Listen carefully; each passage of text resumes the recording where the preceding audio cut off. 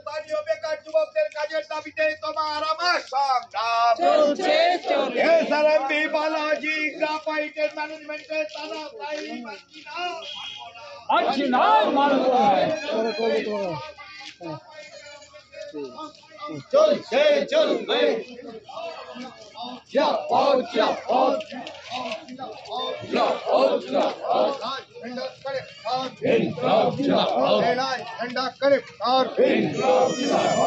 ঝান্ডার নেতৃত্বে শ্রমিক কৃষক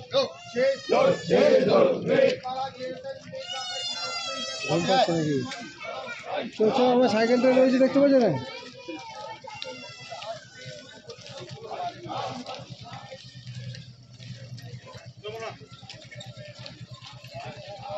রাজ্য সরকার বক্তব্য রাখবেন লাইট অফ কর না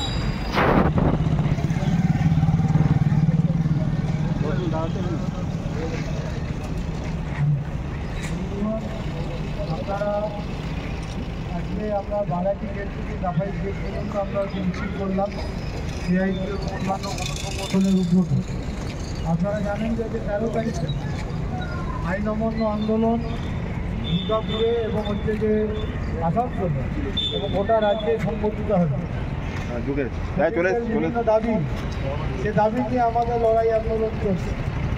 আর এই লড়াই আন্দোলন চলবে কারখানাগুলোর ওপরে ভিতরে, বেসরকারি কারখানাগুলোর ভিতরে ম্যানেজমেন্ট কার্যত তার একটা সৌরতান্ত্রিক রূপ তা হচ্ছে দেখাচ্ছে। যে এসআরএমবি হতে পারে, বালাজি হতে পারে, গ্রাফাইট হতে পারে, এসপিএস হতে পারে, সমস্ত জায়গায়। বামফ্রন্ট সরকার যখন ছিল তখন এই সরকারটা ছিল শ্রমিকদের কাছে মাথার উপরে ছাতার মতো। আর বামফ্রন্ট সরকার চলে যাওয়ার পর ম্যানেজমেন্ট যেন হচ্ছে যে হাতে চাপ পেয়েছে। তারা ভাবছে যে ওয়ার্কারদের দিয়ে যা খুশি তাই করানো যায়, ওয়ার্কারদের যখন খুশি ছাঁটাই করা যায়, ওয়ার্কারদের হচ্ছে যখন খুশি ওভারটাইম কাটেল করা যায়। আর হচ্ছে ঠিকা কর্মী, ঠিকা শ্রমিক, তাদের আমরা বিভিন্ন সময় আমরা হচ্ছে যে মূল ইউনিয়ন, সেই ইউনিয়ন যখন এগ্রিমেন্ট করি, বিশেষত গ্রাফাইট এবং হচ্ছে আরও বিভিন্ন ইউনিয়ন, আমরা হচ্ছে তাদের সাথে কন্ট্রাক্টরদের কী পেমেন্ট হবে ওয়ার্কারদের তা আমরা লিপিবদ্ধ করি। এখন হচ্ছে কন্ট্রাক্টর ওয়ার্কারদের শোষণ করার নতুন প্রক্রিয়া বেরিয়েছে ভেন্ডার ওয়ার্কের নামে। তো ভেন্ডার ওয়ার্ক যাদের দিচ্ছে আমাদের আপত্তির কিছু নেই, ভেন্ডার ওয়ার্ক দিক, ভালো ভেন্ডার ওয়ার্ক দিক, কোনো আপত্তির কী আছে। কিন্তু ভেন্ডার ওয়ার্কার যারা আছে তাদের কন্ট্রাক্টর ওয়ার্কারের যে এগ্রিমেন্ট, সেই এগ্রিমেন্ট অনুযায়ী মাইনে দিতে হবে। এটা পরিষ্কার কথা যে ভেন্ডার ওয়ার্কার তুমি নতুন নামে যাই বলো না কেন, এই ভেন্ডার ওয়ার্কার আসলে ঠিকা শ্রমিক। আর এই ঠিকা শ্রমিকদের মাইনে দিতে হবে আমাদের যে এগ্রিমেন্ট আছে কন্ট্রাক্টর ওয়ার্কারের, সেই এগ্রিমেন্ট অনুযায়ী দিতে হবে। এটা করা যাবে না যে আমার নিজের ইচ্ছা মতো কন্ট্রাক্টর কোনো ওয়ার্কারকে বা একটা গ্যাং অফ ওয়ার্কারকে নিয়ে এলো, তাকে 20 দিন 30 দিন কাজ করালো অল্প দামে, আবার তাকে ছাঁটাই করে দিল। তাকে ছাঁটাই করতে গেলে শ্রম আইনে যা নিয়ম আছে সেই নিয়ম বলবৎ করে তাকে হচ্ছে ছাঁটাই করতে হবে বা তার প্রক্রিয়া গ্রহণ করতে হবে এবং ব্যবস্থা গ্রহণ করতে হবে। কী অবস্থা চলছে কারখানার ভিতরে আমাদের কথা ছাড়বে। আমাদের এক সময় তো বলেছিল লাল ঝান্ডা হচ্ছে শেষ করে দেবে তৃণমূল কংগ্রেস, পুলিশ, ম্যানেজমেন্ট সব মিলে। তারপরে তৃণমূল কংগ্রেসের ঝান্ডা ঠিক আছে, তাদের কথা শোনে তো ম্যানেজমেন্ট, তাদের কথা শোনে তো বিশ্বাস নেই। তারা হচ্ছে ভিআর দেবে নাম করে টাকা খাচ্ছে, তারা হচ্ছে যে কন্ট্রাক্টর ওয়ার্কার বিক্রি দেবে তার নাম করে টাকা খাচ্ছে। কে কাকে বিশ্বাস করে? কোনো বিশ্বাস করার জায়গা নেই। আর ওদের নেতারা বিভিন্ন ম্যানেজমেন্টের কাছে এসে অমুক উৎসব তার জন্য টাকা চাই, তমুক মেলা তার জন্য টাকা চাই, তা করে যাচ্ছে ম্যানেজমেন্টের উপর। আর কারখানাগুলোর 12টা বাজাচ্ছে। একে হচ্ছে কারখানাগুলো সংকটে ভুগছে। এসআরএমবি বলুন, বালাজি বলুন, গ্রাফাইট বলুন, এসপিএস বলুন, আগে যে অর্ডার ছিল সে অর্ডারের পরিমাণ কমে গেছে। তাদের হচ্ছে কম্পিটিশনে থাকতে হবে। আর তারপরে হচ্ছে তৃণমূলের যদি ওই এক্সপ্লোশন চলে, তাহলে কারখানাতে আমাদের হচ্ছে যে কারখানাগুলো বাড়ছে। আমাদের চাই হচ্ছে স্লোগান যে শিল্প রক্ষা করা। কারণ শিল্প যদি রক্ষা না হয় তাহলে শিল্প শ্রমিকরা কখনো হচ্ছে যে তাদের স্বার্থ রক্ষা হতে পারে না। আর শিল্প শ্রমিকদের স্বার্থ যদি রক্ষা না হয় তাহলে আমার শিল্পও রক্ষা হতে পারে না। এই দুটো হচ্ছে একে অপরের পরিপূরক। আমাদের একটার পর একটা কেন্দ্রীয় রাষ্ট্রায়ত্ত সংস্থা আমাদের দুর্গাপুরে বন্ধ হয়ে যাচ্ছে। বিপিএল বলুন, বিসিএল বলুন, অ্যালয় স্টিল বলুন, সব বন্ধ হয়ে যাচ্ছে। আর হচ্ছে দুর্গাপুরে চাকরি মানে হচ্ছে সবাই তাকিয়ে থাকতো গ্রাফাইটের দিকে, সবাই তাকিয়ে থাকতো পিসিবিএল এর দিকে। অদ্ভুত ব্যবস্থা তৈরি হয়েছে। এই তো ভেন্ডার ওয়ার্ক ও প্রজেক্ট ওয়ার্কার যা আছে তা হচ্ছে দুর্গাপুরে যদি আধার কার্ড দেখা হয় তাহলে নাকি দুর্গাপুরের ছেলেদের নেওয়া হবে না। তাহলে দুর্গাপুরের ছেলেরা কি হচ্ছে যে মুখে আঙুল গুঁজে বসে থাকে? কোথায় কাজ করবে দুর্গাপুরের ছেলেরা? যাদের বুকে হচ্ছে কলকারখানা হয়েছে, যারা পলিউশন খাচ্ছে নিয়মিত, তাহলে হচ্ছে তাদের কাজ হবে না। আবার কাকসায় চলে যান, যদি কাকসার ভোটার আইডেন্টি কার্ডের ঠিকানা দেখছে, কাকসাতে হচ্ছে কারখানাগুলো হচ্ছে কাজ নিচ্ছে না। অদ্ভুত অবস্থা। তার কারণ কি?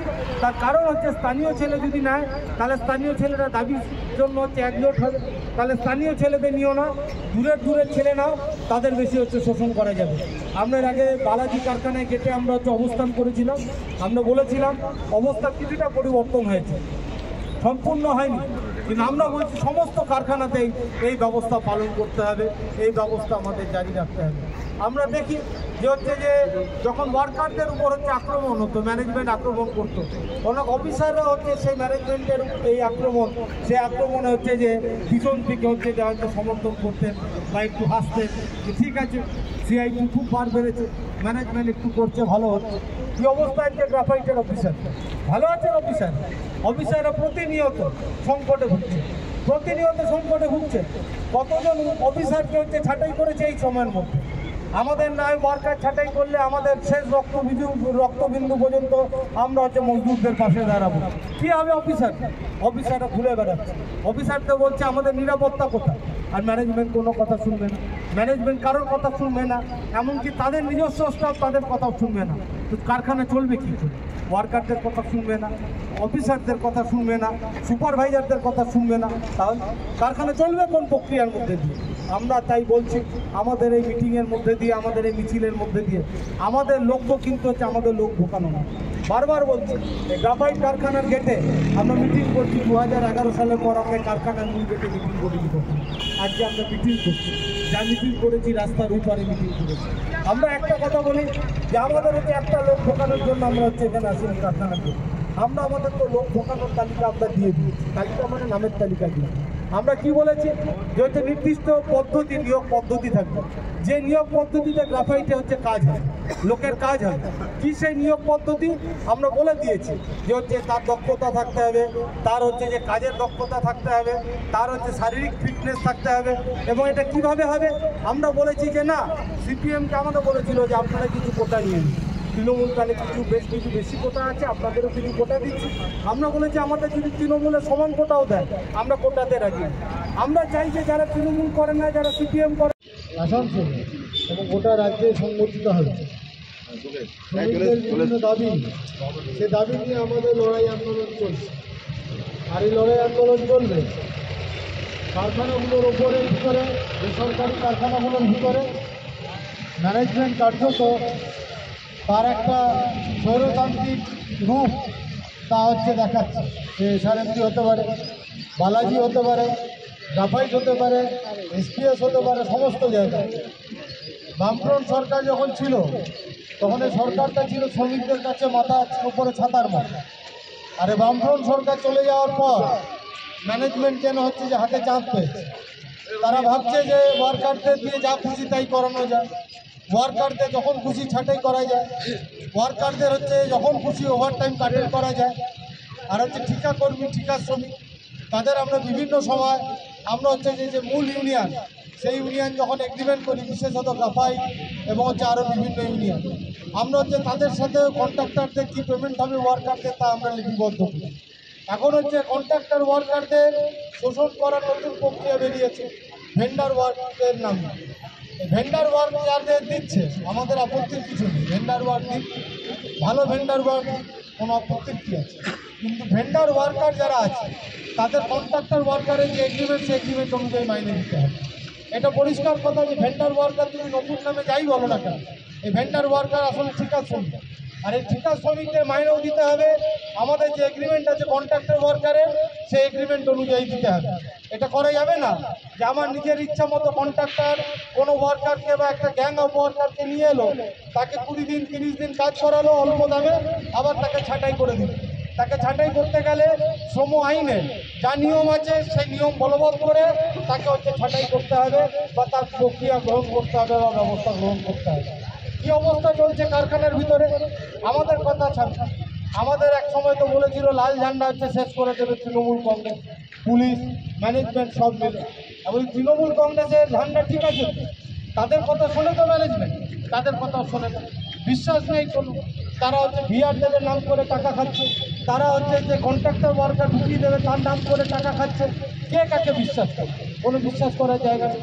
আর ওদের নেতারা বিভিন্ন ম্যানেজমেন্টের কাছে এসে অমুক উৎসব তার জন্য টাকা চাই, তমুক মেলা তার জন্য টাকা চাই, তা করে যাচ্ছে ম্যানেজমেন্টের উপর।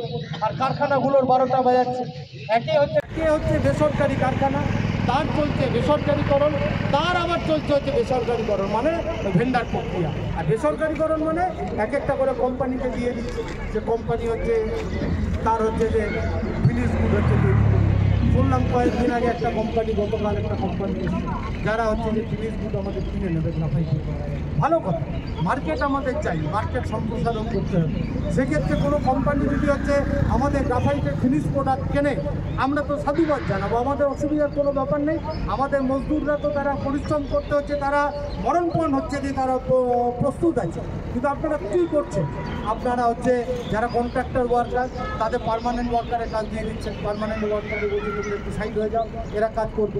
আবার কন্ট্রাক্টর ওয়ার্কার যেখানে কাজ করছে সেখান থেকে কন্ট্রাক্টর ওয়ার্কারকে সরিয়ে বলছেন যে ভেন্ডার ওয়ার্কার যারা আছে তারা ওই কাজটা করবে, কন্ট্রাক্টর ওয়ার্কার একটু হালকা হয়ে যাও। তাহলে কার দায়িত্ব থাকে? এই যে বলছেন ফিনিশিংয়ে এত মাস স্ক্র্যাপ হচ্ছে, অমুক হচ্ছে, তমুক হচ্ছে, কে আছে? তাহলে পেশাগতভাবে যদি যে দক্ষতা না থাকে, পেশাগতভাবে যদি দায়িত্ববোধ না থাকে, তাহলে তো মাল ফিনিশিংয়ের সময় স্ক্র্যাপ হবেই, তো স্বাভাবিক। তারা ট্রেনিং পাচ্ছে না, অভিজ্ঞতা নেই, তার লস হচ্ছে। এক একটা অফিসার কোটি কোটি টাকা কামাচ্ছেন, আজ একজন থাকবেন, কালকে আরেকজন চলে যাবেন। আগে যে অফিসার ছিল সে কামিয়ে চলে গেছে। কিন্তু কী হবে কারখানা? কী হবে কারখানা করতে টাকা শ্রমিক সমস্ত কারখানা? তার জন্যই তো আমাদের লড়াই। আর এই লড়াইটার জন্যই আমরা সমস্ত কারখানার মধ্যে আন্দোলন করে তুলতে চাইছি। অনেকে ভেবেছিলেন যে আমাদের দিয়ে হবে না, আইএনটিটিউসিকে দিয়ে হবে। এখন আইএনটিটিউসির মাঝারি কর্মী, বড় কর্মী, নিচের তলা সমর্থক তারা বলছে দাদা আমরা আর পারছি না, আপনারা দেখুন যদি কিছু করা যায়, নাহলে কারখানা বাঁচবে না আর শ্রমিক স্বার্থ বাঁচবে না। তাই আমরা আজকে কারখানার গেটে দাঁড়িয়ে বলছি যে গ্রাফাইট সহ অন্যান্য কারখানায় আমাদের শিল্প শ্রমিকদের উপর, ঠিকা শ্রমিকদের উপর যে তানাশাহি চলছে, অফিসারদের উপর যে তানাশাহি চলছে, তা আমরা কোনোভাবে হতে দেব না। অফিসার আমাদের ইউনিয়নের মেম্বার না হতে পারে, কিন্তু তারাও মানুষ, তাদেরও পরিবার আছে। ঠিক তেমনভাবে আমাদের শ্রমিকদের পরিবার আছে, অফিসার এবং ঠিকা শ্রমিকদেরও পরিবার আছে। এই পরিবার কারোর গায়ের রক্ত, সবার গায়ের রক্তই লাল, কারোর গায়ের রক্ত নীল, হলুদ বা সবুজ নয়। তাহলে কে অফিসার, কে ঠিকা শ্রমিক বা কে মজদুর, তা দেখে আমরা সংঘবদ্ধ করব না। আর তাই জন্য 13 তারিখে দুর্গাপুরে আইন অমান্য আন্দোলন হবে।